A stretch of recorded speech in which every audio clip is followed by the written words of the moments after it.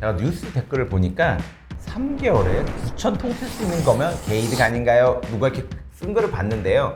과연 그럴까요? 앞으로 이 판결로 인해 그동안 못 받았던 아니면 못 받을 뻔했던 양육비를 제대로 받을 수 있을 가능성이 높아졌습니다. 어차피 줘야 하는 거라면 제발 확실하게 주세요. 이제는 진짜 감옥 갑니다.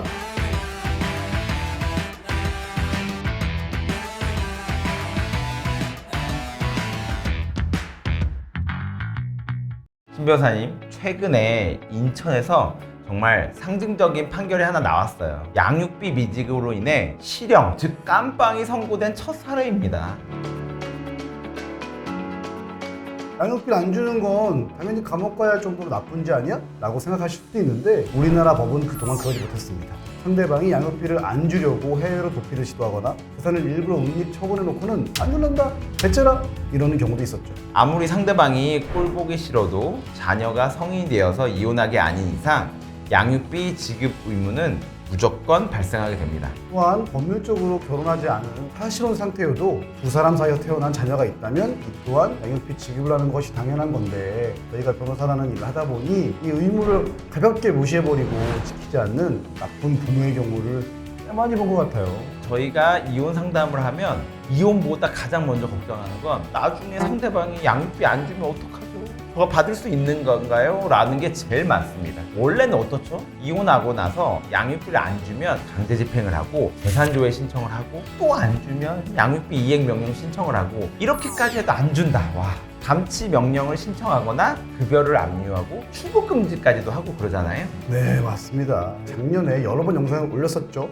그리고 양육비 미지급 사건으로는 일상 기소유예나 구약식명령 처분이 내려지다가 정식 재판으로 회부되는 원칙이 생긴 지 얼마 되지 않았습니다. 2021년 양육비 이행법 개정으로 정당한 이유 없이 양육비를 지급하지 않을 경우 1년 이하의 징역이나 1,000만 원 이하의 벌금에 처해진다는 조항이 생겼지만 실제 형을 선고받은 사례는 여지껏 없었어요. 양육비를 정당한 사유 없이 거부하면 전과가 생길 수 있는 형사처벌을 받을 수 있다. 조항이 새로 생긴 거를 모르는 사람들이 많더라고요.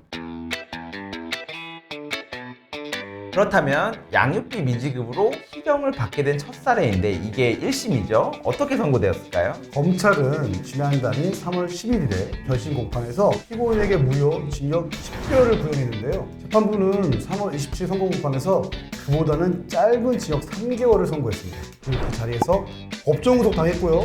참고로 검찰과 피고인 모두 항소했습니다. 이게 왜 의미가 있냐면 대체로 징역 3개월을 주더라도 집행유예를 줄 수도 있거든요. 근데 집행유예 없이 실형 3개월을 준 겁니다. 또 통상 어떻게 하죠?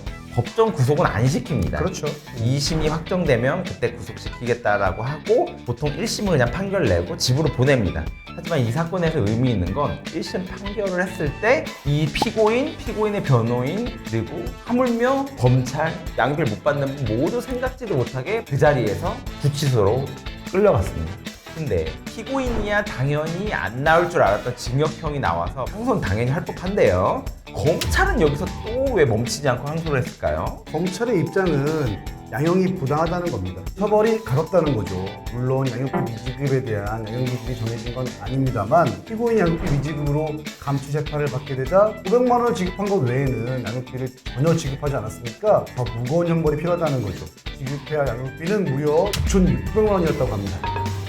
피고인은 귤찾기 기사라는 일정한 직업과 수입이 있어서 밀린 양육비를 지급할 능력이 있었고 양육비 채무 외에 다른 채무가 없음에도 물론 피해자가 모든 사법적 방법을 강구했어도 꿋꿋이 안 줬다는 점입니다. 혹시 유튜브에서 보셨을지도 모르겠지만 이 사건의 피해자분은 작년 12월에 국회 앞에서 삭발까지도 하신 분이에요. 그러니까 얼마나 한이 생기셨겠어요. 피고인, 그러니까 이 피해자분의 전 남편은 구역을 하고 나와도 양육비를 계속 지급하지 않으면 이행명령 등 일련의 절차를 밟고 다시 형사처벌 대상이 될 수 있는 상황입니다. 제가 뉴스 댓글을 보니까 3개월에 9,000통 쓸 수 있는 거면 개이득 아닌가요? 누가 이렇게 쓴 거를 봤는데요. 과연 그럴까요? 다른 범죄도 아니고 자기 자식에게 양육비를 안 준 대가로 감옥을 가는 건데 깜빵 안 동기들이 좋은 시선을 볼 수 있을까요?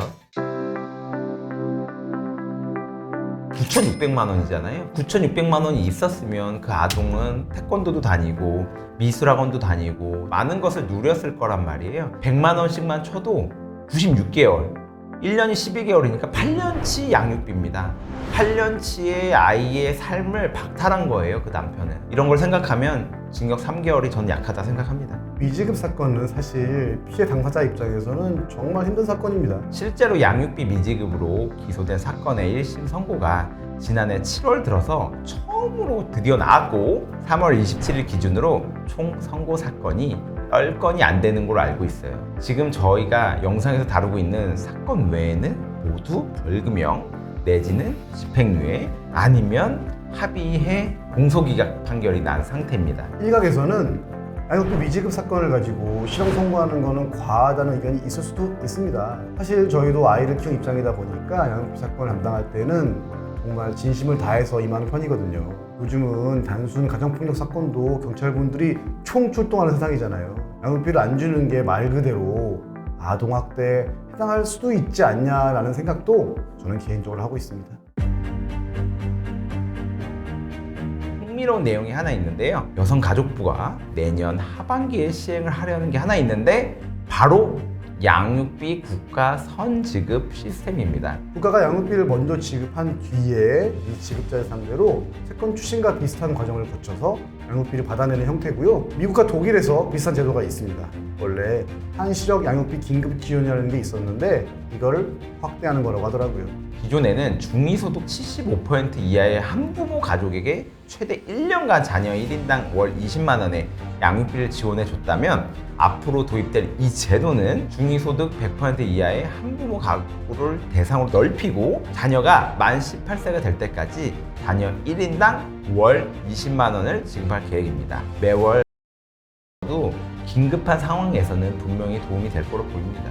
또한 양육비 회수율을 높이기 위해서 지금은 한시적 양육비 지급 대상을 제외하고는 채무자의 동의를 받아야만 겨우 재산을 조회할 수 있었는데 법원은 사실 안 받아주거든요. 법원 결정을 8개월에서 길면 1년 동안 기다려야 했다면 앞으로는 국가가 양육비를 선지급한 경우에는 채무자 동의 없이 바로 재산 조회가 가능해지도록 양육비 이행법을 개정할 예정이라고 합니다. 결론적으로 양육비를 안 주면 국가랑 소송을 해야 되는 경우가 생길 수도 있다는 겁니다. 국가랑 상대하는 소송을 굉장히 꺼리겠죠. 전 배우자랑은 소송을 해도 뭐 재판을 안 나오거나 이렇게 무시할 수 있지만 국가랑 소송을 하는 경우는 웬만한 강심장애 아니고서는 회피하기 어려워 보입니다. 저희 법률 전문가가 보기에도 이번 개정이 아주 그냥 실효성이 있어 보이기도 합니다. 이번 영상에서는 양육비 미지급에 대한 이야기를 다뤄보았는데요. 자녀가 성인이 될 때까지 좋은 양육 환경을 제공하는 것이 부모의 역할이잖아요. 상대방이 부모로서의 역할을 제대로 성실하게 이행할 수 있도록 이혼 전문 변호사로서 저희도 더 열심히 사건에 임하도록 하겠습니다. 이혼 과정에서 어려움을 겪고 있거나 이혼 후에 상대방으로부터 위자료나 재산 분할, 양육비 등으로 인해 곤란한 상황이라면 꼭 변호사의 조력을 받아 잘 해결하시면 좋겠습니다. 지금까지 로맨지의 신학종 변호사 남성진 변호사였고요. 영상 잘 보셨다면 구독과 좋아요 부탁드립니다. 감사합니다.